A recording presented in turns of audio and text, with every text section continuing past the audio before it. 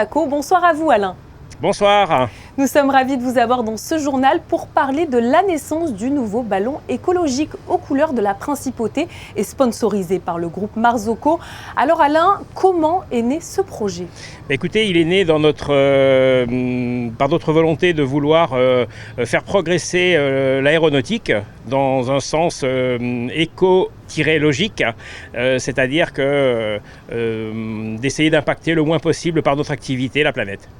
Alors, il vous aura fallu, je crois, plusieurs années pour que le projet voie le jour. Qu'est-ce qui a été finalement le plus compliqué à mettre en place ?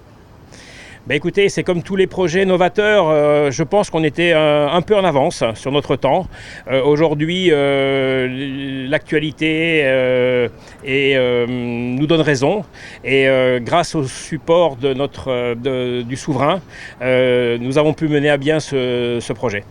Alors concrètement, comment réussissez-vous à rendre cette montgolfière écologique? En d'autres termes, comment ça fonctionne ? C'est un système assez simple, c'est une montgolfière avec une double enveloppe.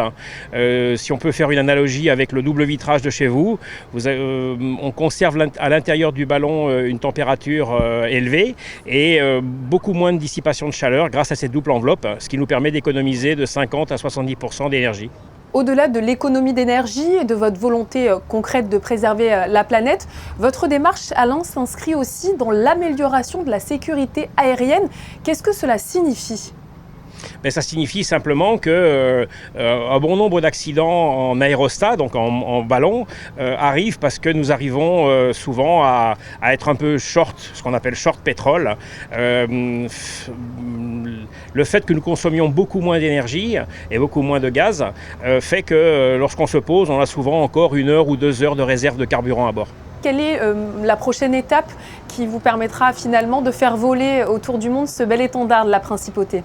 Ce qui va nous permettre de faire voler ce ballon autour du monde, c'est l'engagement de tous les amoureux de la Principauté. Mais maintenant, il va falloir qu'on nous aide pour le faire voler justement. Lorsqu'on voudra mettre en valeur Monaco autour du monde, nous nous mettrons à la disposition des institutions, des sociétés, etc. Alain, cette montgolfière, ce ballon écologique, à qui est-il destiné et qui pourra l'utiliser ? Est-ce que monsieur et madame tout le monde finalement pourront l'emprunter ? C'est clairement pas une montgolfière qui est faite pour transporter les passagers.